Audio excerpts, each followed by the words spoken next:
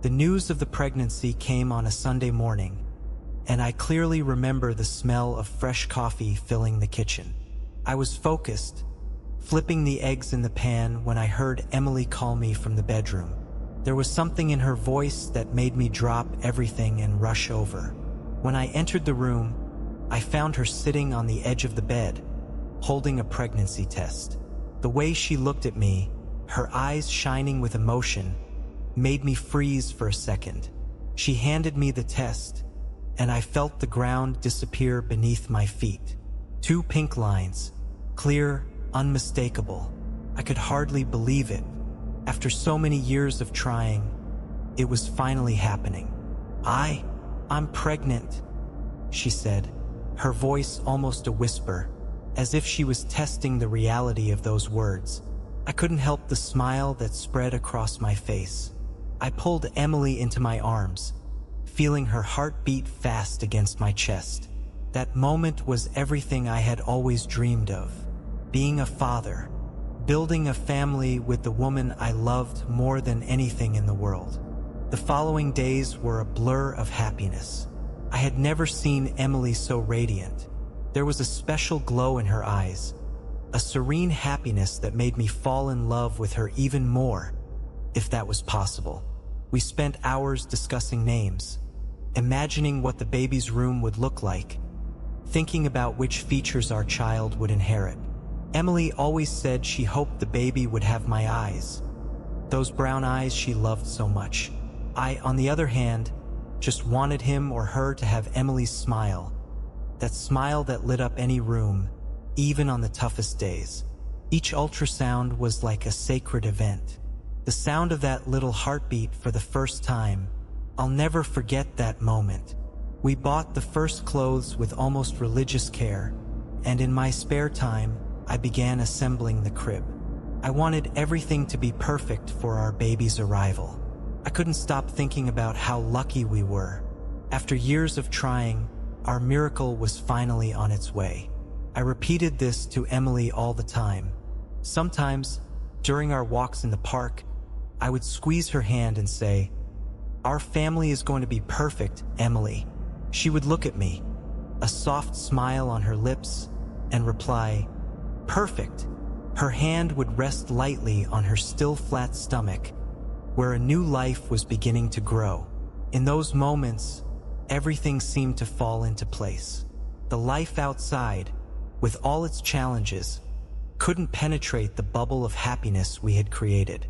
I felt invincible, ready to start this new journey by Emily's side.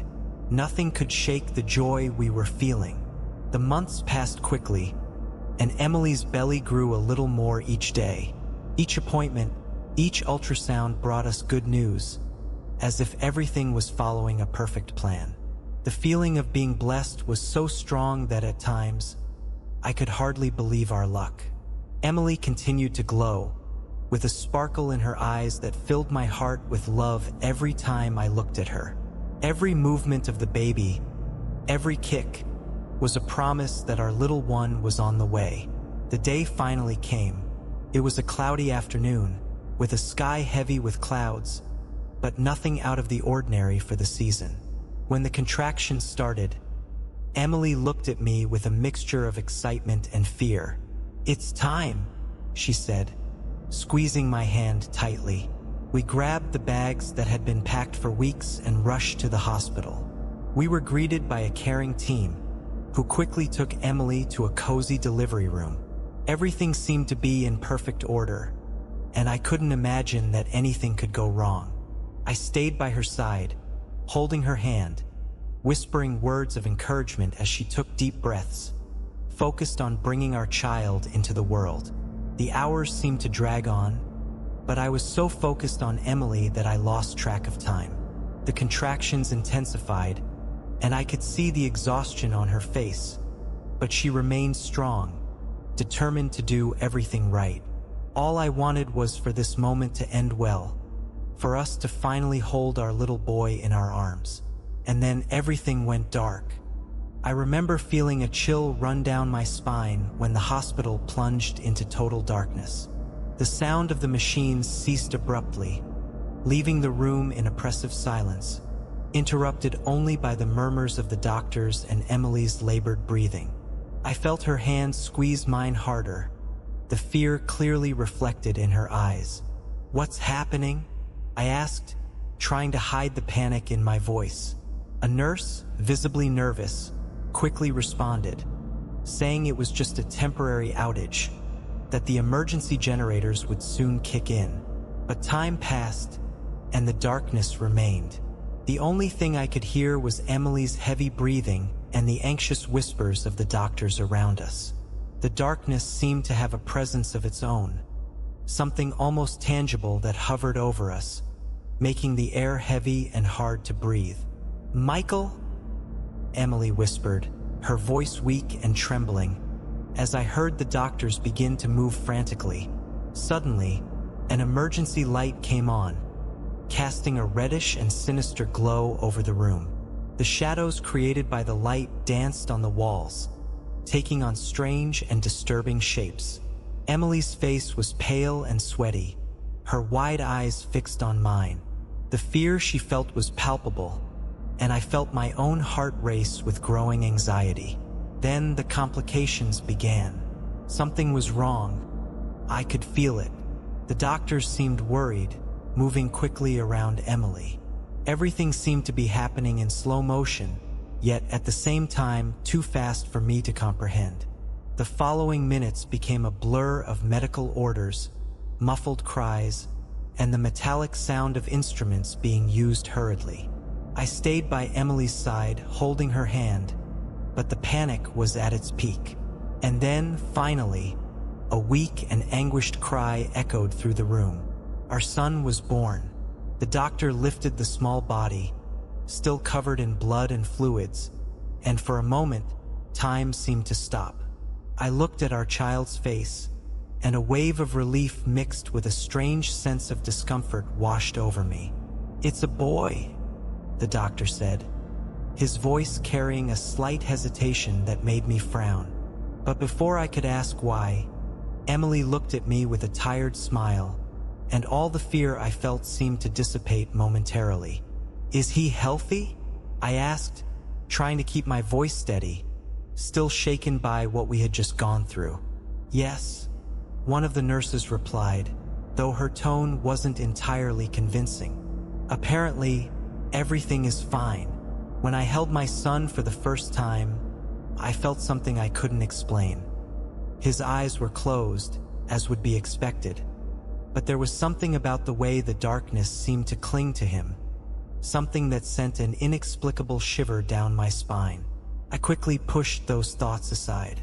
At that moment, I was a father, and all that mattered was that Emily and our son were safe. But even as we smiled, a deep part of me knew that night had left an indelible mark. Something had changed, and I had no idea what that meant for us. The first days after our son's birth were strange, wrapped in a haze I could barely comprehend. Emily, who had once been radiant and full of life, seemed to be distancing herself from everything and everyone, including me. She spent hours staring at nothing, her eyes fixed on an invisible point, as if she were trapped somewhere far away that I couldn't reach. First, I thought it was just exhaustion. After all, the birth had been difficult, and lack of sleep is inevitable with a newborn in the house. But there was something more, something I couldn't define. Emily was no longer responding as before. When I spoke to her, her eyes passed over me as if I wasn't there. The few words she said were apathetic, emotionless. And no matter how much I tried to cheer her up or involve her in caring for our son, she seemed increasingly distant. What scared me the most was the way she looked at the baby. There was no love or tenderness in her gaze, as I had expected to see. On the contrary, there was a strangeness, almost a discomfort. Sometimes I would find her just watching our son with an expression I couldn't decipher. When I asked if everything was okay, she would simply murmur a vague answer and walk away, as if escaping from me and the baby was her only solution. I tried to rationalize, telling myself that maybe it was just postpartum depression, something many women face. I scheduled an appointment with the doctor, insisted she go, but Emily refused, saying she was fine, that she just needed time. But I knew things were not fine. The woman I knew was slipping away from me, and I felt powerless, unable to reach her. Meanwhile, our son. There was something about him that I couldn't ignore. He hardly cried, which in itself was strange for a newborn. When he did cry, it was a weak sound, almost inaudible, as if he were holding back, something unnatural for a baby. And when he was awake, his eyes were wide open, as if analyzing every detail of the world around him with disturbing intensity. I spent hours by the crib watching him, and every day that feeling of discomfort grew.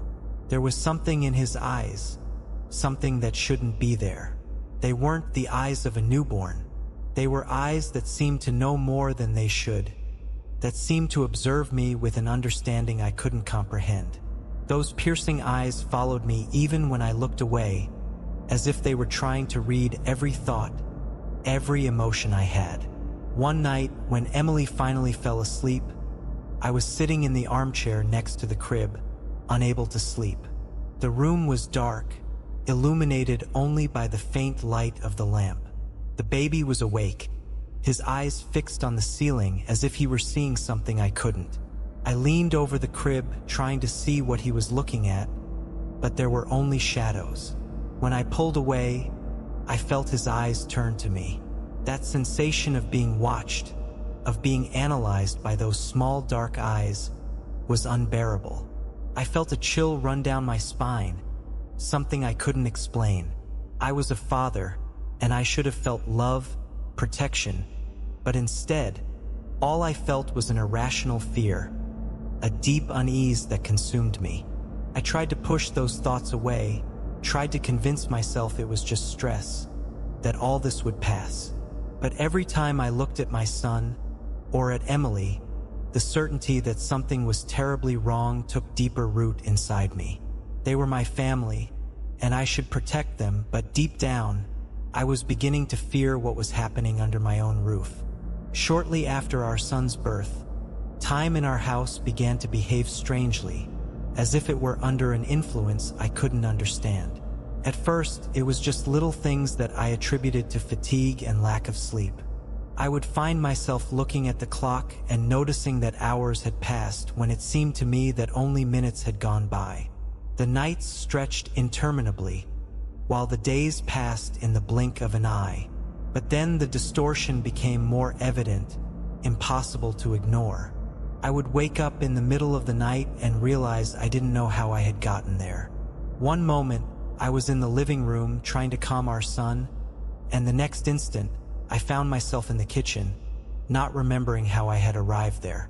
Sometimes I would find myself staring at the clock and, upon blinking, the hands seemed to have jumped forward by hours.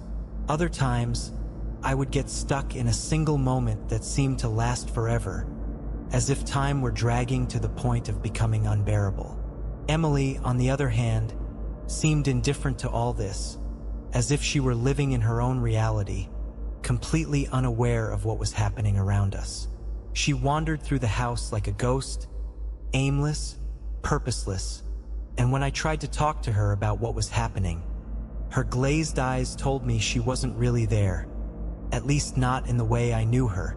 The woman I knew was disappearing, and in her place was only a shadow, an empty presence that made me feel more alone than ever. The house also began to change.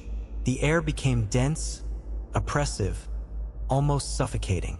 The natural light, which used to bathe the rooms with warmth and comfort, seemed to have been drained. The windows were always covered by a darkness I couldn't understand.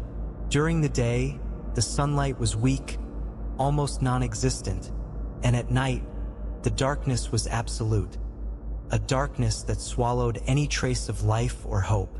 The silence, which once was a blessing, now became a curse. I heard sounds I couldn't explain, whispers coming from places I knew were empty, footsteps echoing through the hallways when everyone should have been asleep. Sometimes, when I was alone in the living room, I felt as if something were watching me, hidden in the shadows. A feeling of being constantly watched, as if there were invisible eyes fixed on me, analyzing every move, every thought. There was one night in particular I will never forget. I was in the hallway, looking at our son's room when I saw it out of the corner of my eye. A shadow, almost imperceptible, moving slowly and fluidly at the edge of my vision. I turned my head quickly, but there was nothing there. Yet the sensation didn't pass. I felt that presence, something malevolent that seemed to hide in the folds of time and space in our house, always lurking, always watching.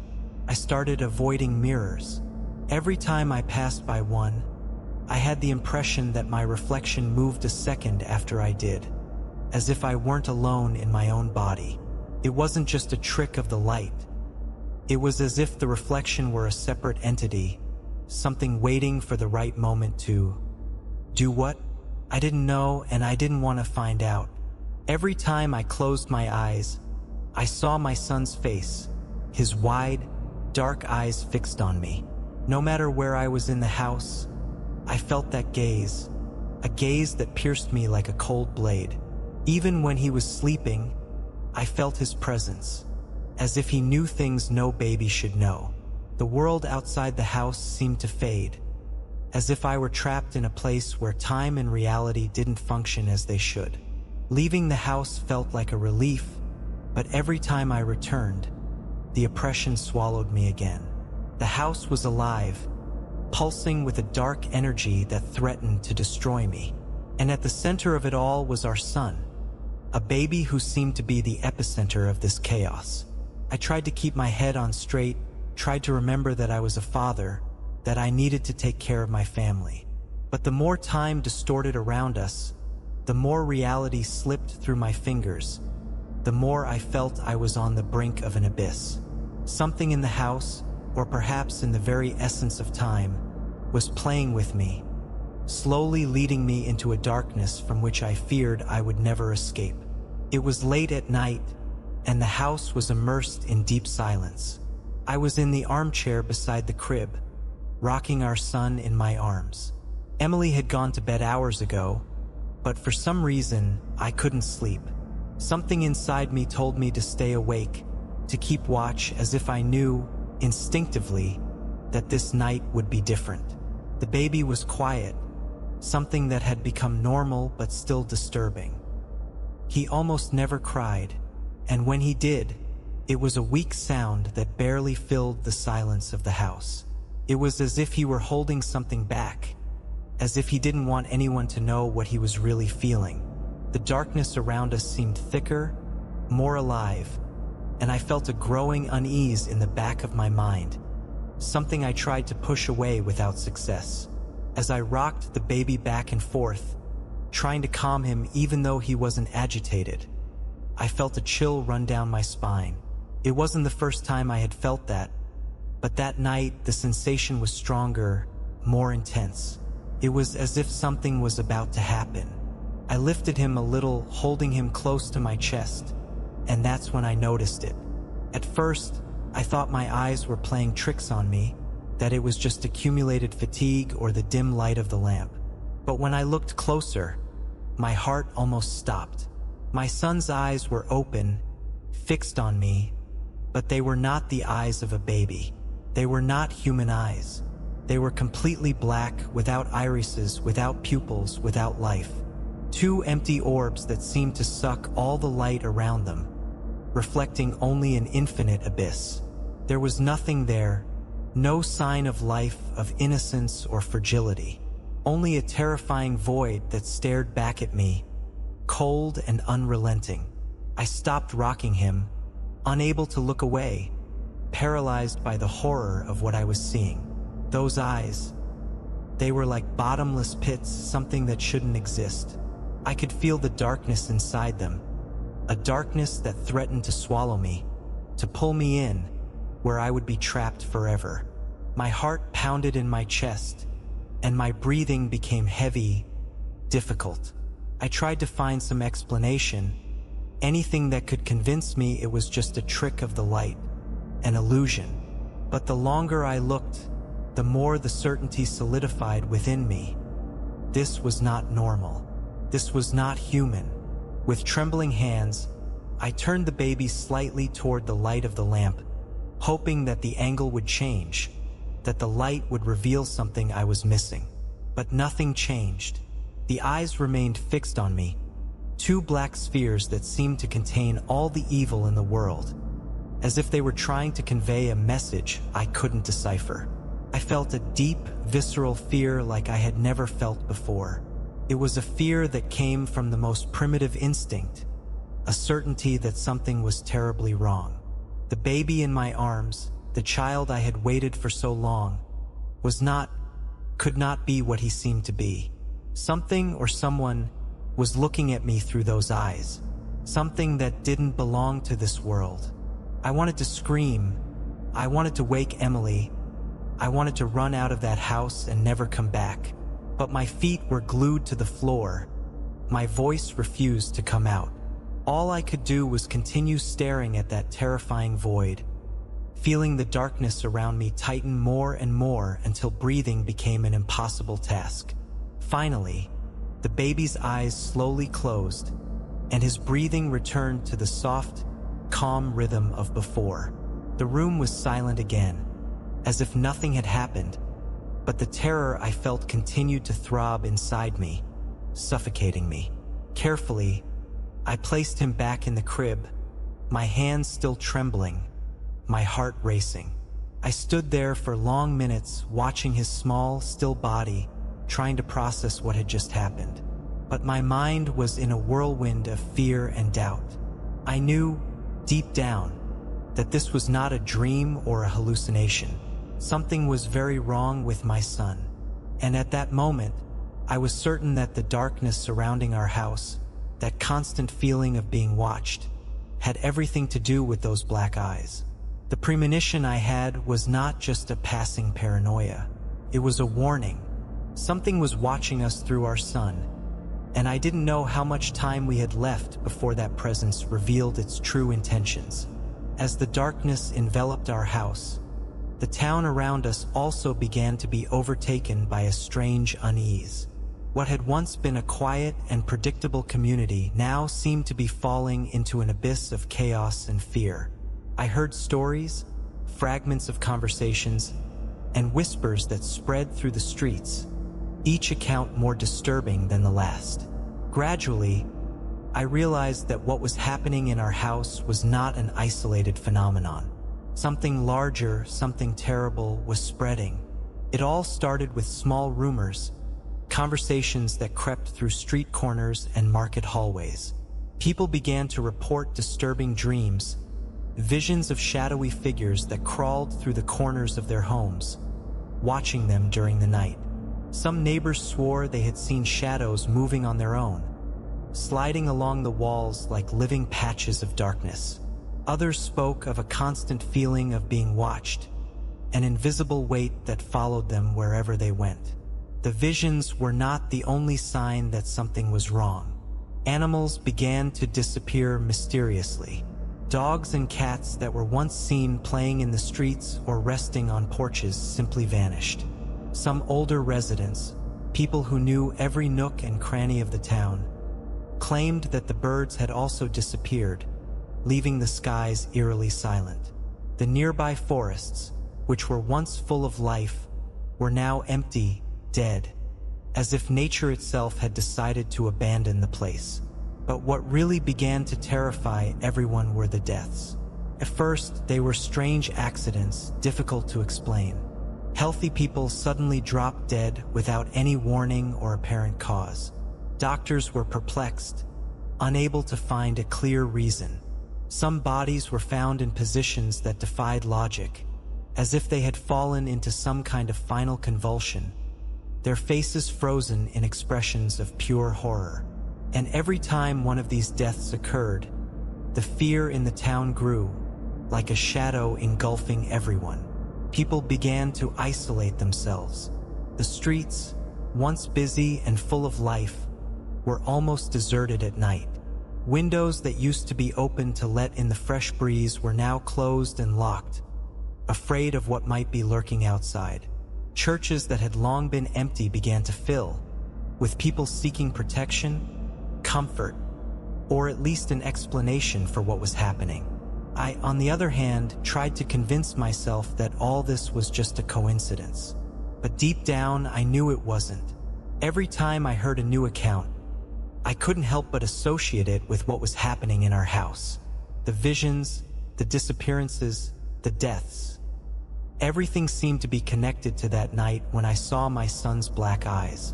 One afternoon, I ran into Mr. Carlson, the town postman, who looked more tired than usual, with deep dark circles and a lost look.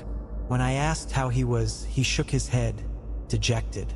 He told me he had had a dream, one of those everyone was talking about. In the dream, he saw the town covered by a dense fog, and in the shadows of the fog, there was a tall, hooded figure slowly walking from house to house, watching everyone sleep. The strangest thing, he said, was that even knowing it was a dream, I could feel the presence of that thing, as if it were really there, as if it were waiting for me. I woke up in a cold sweat, and ever since then, I can't shake the feeling of being followed. I tried to comfort him, but the fear I saw in his eyes reflected what I felt too.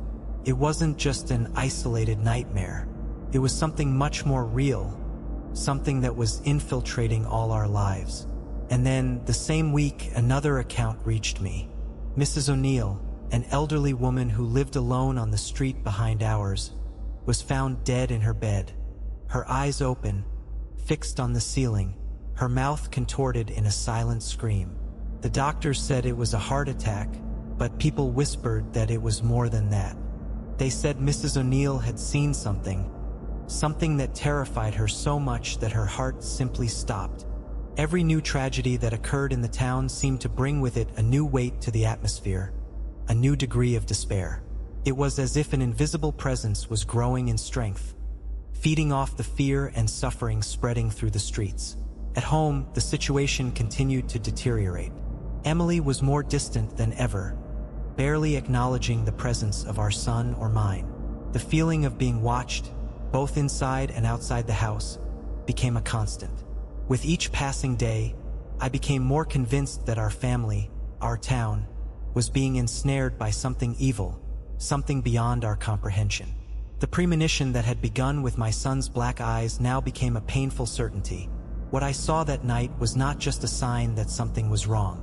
It was a warning, a promise of what was to come.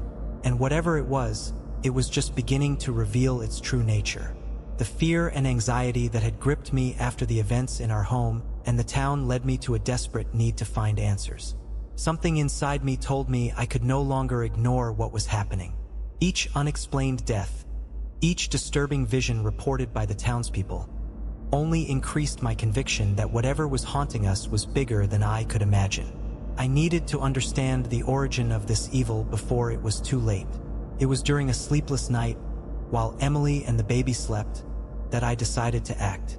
I sat in the office, surrounded by books and papers, trying to find any clue, any fragment of information that would help me unravel what was happening.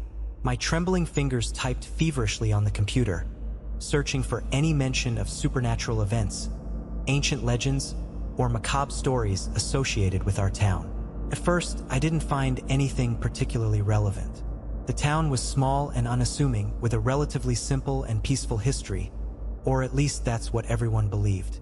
But as I dug deeper, a darker story began to emerge, a story that most people had forgotten, or perhaps preferred to forget. I discovered that over a century ago, the town was very different. It was smaller, more isolated, and most of the records from that time had been lost or destroyed. However, I found some vague reports mentioning a group that had lived in the region around the late 19th century. They were described as a sect, a group that practiced strange rituals and avoided contact with the rest of the community. What caught my attention was a single word that repeatedly appeared in references to the group: Antichrist. I continued investigating, and the pieces began to fall into place. This group, which later came to be known as the Cult of Shadows, fervently believed in the coming of the Antichrist. They were waiting for the birth of a special child who, according to their beliefs, would bring about the apocalypse, opening the doors for darkness to dominate the world. The child, born of a chosen mother, would be marked by unmistakable signs: a birth amidst darkness, a distortion of time around them, and finally, eyes that reflected the void of hell. Every detail matched what I was experiencing. The blackout during the birth, the strange temporal lapses in our home, my son's black eyes, everything pointed to a terrible conclusion. My fingers paused over the keyboard as I processed the revelation. The cult had disappeared without a trace, or at least that's what the records indicated. But what if they had never really vanished? What if, somehow, they had continued their practices, patiently waiting for the birth of this child, waiting for my son? I knew I needed more answers, something more concrete. I searched for any mention of cults in the town, any reference to ancient rituals, but the archives were scarce. That's when I came across a mention of an old site, a hidden sanctuary in the nearby forests where, according to legend, the cult members performed their darkest rituals. It was a place that the locals avoided, a place where nature seemed sick, corrupted by the darkness that still permeated the air. The mention of the sanctuary came from an obscure book written by a local scholar who mysteriously disappeared years after publishing his findings. The book was practically unknown, but it contained detailed descriptions of ancient rituals, forbidden symbols, and how the cult believed they could invoke forces from beyond to prepare for the arrival of the Antichrist. The connection was clear, and panic began to grip me. My son was not an ordinary child. He was at the center of something much larger, something I couldn't fully comprehend. Every supernatural event in the town, every unexplained death, everything seemed to revolve around him. I knew that the only way to understand the full extent of what was happening was to find that sanctuary, to discover what remained of the cult and what they had planned for the future. Something told me that time was running out, that the town was on the brink of imminent collapse. And at the center of it all was my son, the only one capable of bringing ruin or salvation. That night, as I stared into the darkness outside the window, I felt something watching me in return. The feeling of being watched had never been so intense, as if the house itself were alive, aware of the secrets I was beginning to uncover. Whatever was waiting knew I was getting close to the truth, and it was growing restless. The cult, the whispers, the shadows, everything was interconnected, and I was about to unearth an evil that should have remained buried forever. With a grim determination, I began to plan my search for the sanctuary. I knew that to save my family and the town, I would have to face whatever was waiting for me in that forgotten place. And with a heavy heart, I realized that perhaps the only way to save the world would be to sacrifice what I loved most. The days following my discovery about the ancient cult brought a new layer of horror to my life. The tension in the house was unbearable. Every step I took, I felt as if something invisible was watching me, judging my actions, waiting for the right moment to strike. But the worst of all was Emily. The woman I knew, the one who had once been the light of my life, was turning into something I could barely recognize. At first, I tried to deny the changes I saw in her. I attributed her behavior to stress, lack of sleep, the trauma of childbirth. But over time, the changes became impossible to ignore. Something was terribly wrong with Emily, something that went far beyond what any rational explanation could offer. She became increasingly distant, lost in her own thoughts, as if she were trapped in a world to which I had no access. It wasn't just apathy or sadness. It was as if a part of her were being drained, sucked out, leaving only an empty shell. Her gaze, once so warm, was now cold, distant, almost mechanical. When she spoke, her voice seemed weighed down by something I couldn't identify, a strange tone that made me uncomfortable. The nights were the worst. I would wake up in the middle of the night and find her sitting on the edge of the bed, staring into the darkness with wide eyes. When I asked what was happening, she took a long time to respond, as if she didn't recognize me. When she finally spoke, her answers were short, monosyllabic, devoid of emotion. I couldn't understand what was going through her mind, and it drove me to despair. And then the more disturbing episodes began. One night, I woke up to the sound of whispers. I turned over and noticed that Emily was not beside me.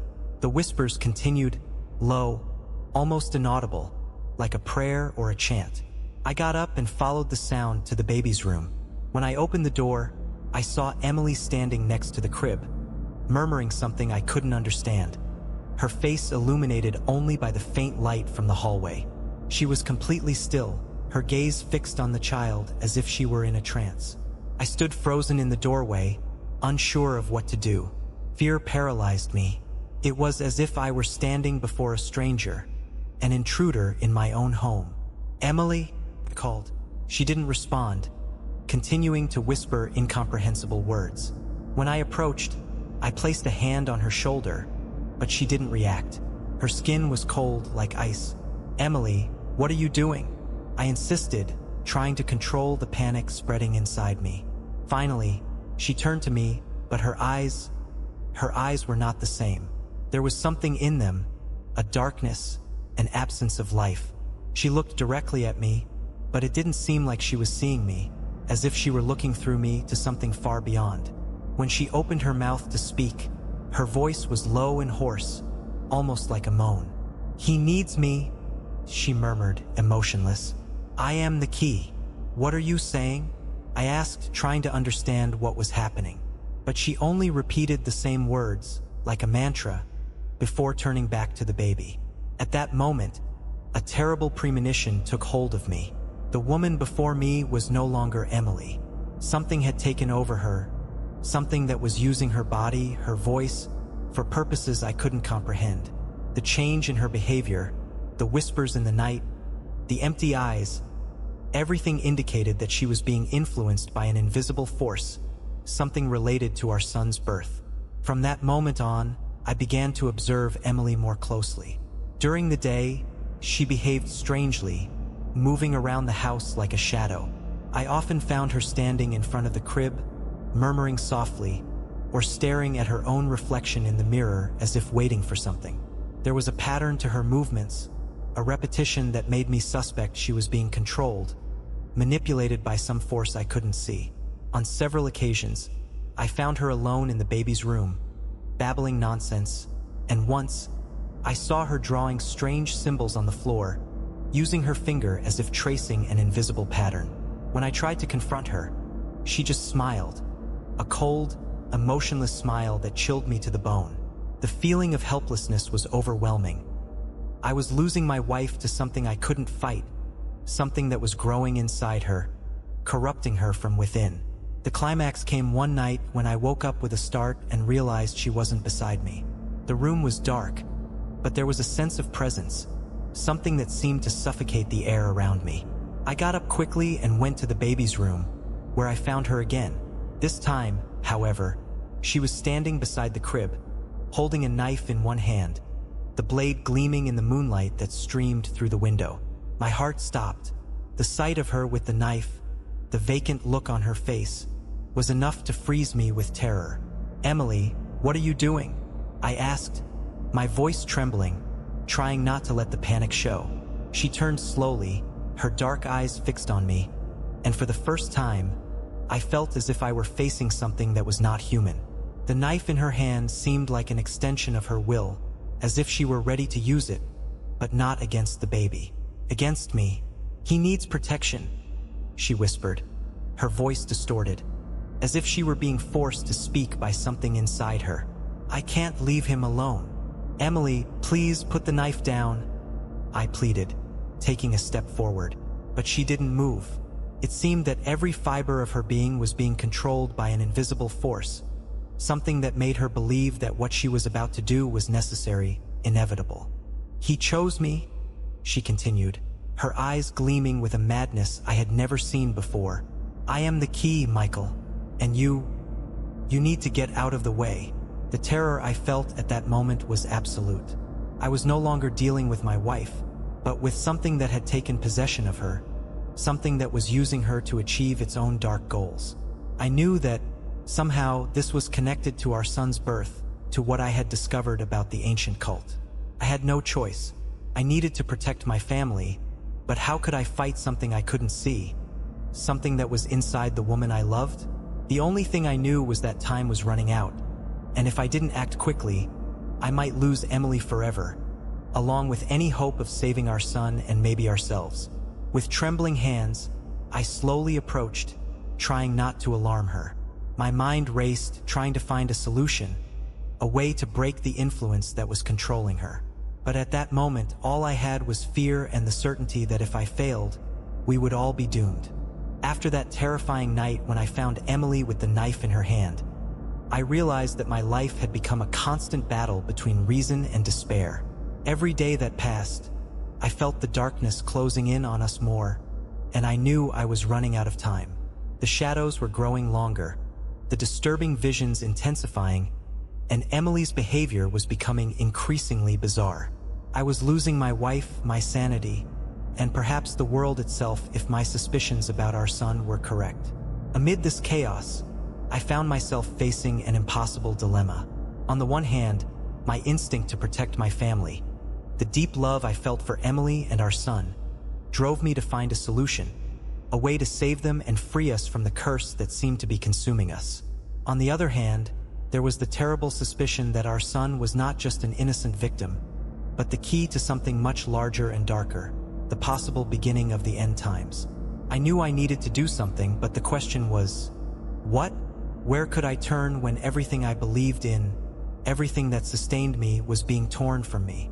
That's when I began my desperate search for answers. I began diving into religious texts, frantically flipping through pages of ancient scriptures in search of any mention of the Antichrist, the prophecy of the child who would bring the apocalypse. I spent hours in the library, consulting forgotten books on the dustiest shelves, trying to understand if there was any precedent, any solution to what we were facing. I read about exorcisms, purification rituals, but nothing seemed adequate to the unique situation I found myself in. I visited churches and spoke with priests and pastors, trying to explain the situation without revealing the full truth. Most looked at me with skepticism or pity, believing I was suffering from a mental breakdown due to stress. But one priest, an elderly man who seemed to have seen more than most, listened to my story with a grave expression, his deep eyes reflecting a concern he didn't dare verbalize. He spoke about the battle between good and evil, about how sometimes evil disguises itself as innocence, and gave me an old crucifix, saying I might need it more than I imagined. But faith, no matter how strong, didn't seem enough. I began seeking answers outside conventional paths. I visited specialists, people who claimed to be knowledgeable about the occult. These were frightening encounters that only served to deepen my dread. One of these specialists, a woman who lived on the outskirts of town, received me in a house full of strange symbols, and after hearing my story, she looked at me with a mixture of horror and compassion. "You are dealing with ancient forces," she said, her voice heavy with gravity. "Forces that cannot simply be expelled. If what you say is true, your son, he is not just a child. He is a portal, a vehicle for something much larger and more terrible than we can comprehend." She suggested rituals that seemed as dangerous as the curse itself. She spoke of circles of protection, of invoking entities to fight the evil, but all this sounded like walking a tightrope over an abyss. One mistake, and I could not only lose my family but bring an even greater calamity to the world. Amid all these consultations, I began to consider something that before would have been unthinkable. If my son was truly what the cult believed, if he was indeed the catalyst for the apocalypse, how could I continue to protect him? How could I justify saving my family, knowing that it could condemn humanity? The idea that perhaps, to save the world, I would have to sacrifice my own son was a pain I couldn't bear. It was a thought that tore me apart inside, a conflict that left me on the brink of madness. I loved my son, I loved Emily. Every time I looked at her, I saw the woman I chose to spend the rest of my life with, and that made the choice even more painful. How could I decide between my family and the fate of everyone? I was not a hero nor a martyr. I was just a desperate man trying to save those I loved. The nights grew even longer, and sleep, when it finally came, was invaded by nightmares of fire and destruction. I saw myself running through a burning city, holding my son in my arms while giant shadows pursued us, whispering my name, promising the end of everything. And always, in the end, I was confronted by Emily, her eyes now completely black, begging me to choose. There was no escape. The answers I sought seemed to elude me at every step, and the pressure to make the right decision was destroying me. I knew that soon I would have to make a definitive choice, a choice that would define the fate of my family and perhaps the world. But the idea of deciding between saving those I loved and preventing the end of everything was a burden I didn't know if I could bear. I knew the moment of truth was approaching, but the clarity I sought never came. Every path seemed to lead to the abyss, and the choice I feared became inevitable. The tension in the house was unbearable, as if the very structure of the place was on the verge of collapsing under the weight of the darkness surrounding us. That night, I woke from a restless sleep with an overwhelming sense of urgency. It was as if something was pulling me, pushing me toward one last attempt to save my family. Emily wasn't beside me in bed, and as I looked into the dark hallway, I felt an overwhelming presence, an invisible force that seemed to fill the air around me, almost suffocating. I got up, trembling, and headed to the baby's room, where I knew everything would culminate. When I reached the ajar door, I heard a strange sound, something between a whisper and a roar, emanating from the walls. I carefully pushed the door open, and what I saw inside made me freeze to the core. The room was engulfed in a supernatural darkness, denser than anything I had ever seen. In the center, Emily was standing beside the crib, but she was no longer my wife. Her eyes were completely black, devoid of any humanity. Beside her, a hooded figure, tall and indistinct, seemed to be made of pure shadow, observing with an oppressive presence. And in the crib, my son lay still, his eyes also black, looking at me with an intensity that seemed to pierce my soul. "Michael," Emily's voice came out hoarse, distorted. "He is here. The prophecy is fulfilled. There is no going back." I knew this was the manifestation of the malevolent force that had taken over her. That thing, that ancient and powerful entity, was using the body of the woman I loved as a pawn in its macabre plan. And I, powerless, stood before an impossible dilemma. "You can join us, Michael," Emily's voice continued, both seductive and threatening. "Or you can try to stop the inevitable. But you know what that means." I looked at my son, at the black eyes that now seemed to belong to something demonic. Tears filled my eyes as I struggled to find a solution, a way to save everyone, but I knew time was running out. The forces of the cult, the entity controlling Emily, and the hidden power within my son were converging on this moment.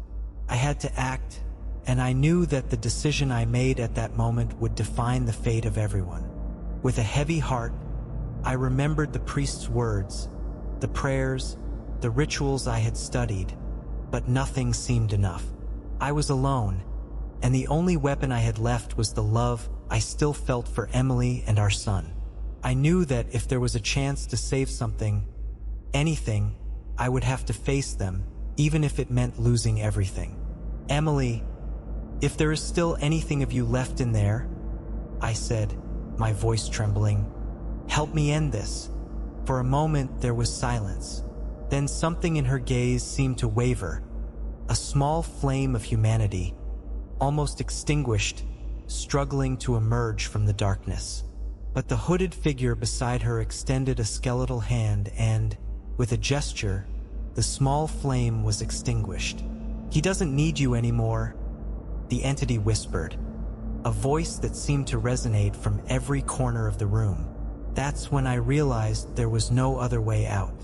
I looked at the cross the priest had given me, gripping it tightly, feeling the cold metal against my skin. With one last look at my son, with pain tearing at my heart, I knew what I had to do. "Forgive me?" I whispered, not knowing to whom my words were directed. Emily, my son, or myself. With a desperate cry, I lunged at the crib, the cross raised, a lost prayer on my lips. But before I could complete the movement, I felt a colossal force throw me against the wall. The entity laughed, a sound that echoed through my mind like a storm. "You never had a choice, Michael," it said as everything around me crumbled into chaos and darkness.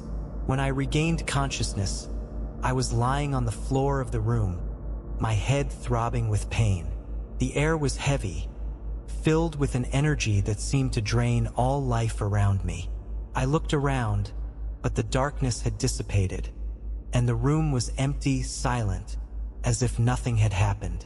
Emily was no longer there. The hooded figure had also disappeared, along with the oppressive presence that had taken over the place. Trembling, I got up, still holding the cross. My eyes turned to the crib, and terror gripped me. My son was not there. The crib was empty, the blankets carefully folded, as if they had never been used. I ran through the house, calling for Emily, for my son, but everything was silent, a sepulchral silence that crushed me with its weight. The house seemed dead, devoid of any sign of life. And then, as I wandered through the empty corridors, I began to question what was real and what was the product of my despair. The next morning, the sunlight streamed through the windows, but the light seemed weak, distant. I sat in the living room, my hands trembling, the void inside me greater than ever. I didn't know what had happened, whether I had managed to prevent the worst, or if I was just living the last hours before the end. There was something in the atmosphere, a stillness that didn't seem natural, as if the world was holding its breath, waiting for the inevitable. Throughout the day, I heard rumors in the town, but no one seemed to know exactly what had happened. The feeling of unease persisted, but the visions, the nightmares, the deaths, everything seemed to have ceased, at least for now. But deep down, I knew the fight wasn't over. The questions swirling in my mind had no answers, and doubt gnawed at me. Had I avoided the apocalypse, or merely delayed the inevitable? Were Emily and my son lost forever, or were they still somewhere, waiting for me to find them? And the most terrifying of all, was the evil I felt that night just hidden, waiting for the next opportunity to resurface? I sat in the armchair in the living room, watching the sunlight slowly fade on the horizon, not knowing whether the next day would bring new hope or whether the world was just on the brink of an abyss, about to be swallowed by darkness. It has been a few years since that day. I searched for my wife and son with the police, but we couldn't find any sign of where they might have gone. Even to this day, I haven't given up on finding them, but what remained of me resigned itself to waiting, trapped between the fear of what might come and the desperate hope that somehow all of this was just a nightmare from which I could still wake up. And if you liked this story, subscribe to the channel and stay tuned for the next story playing on the screen.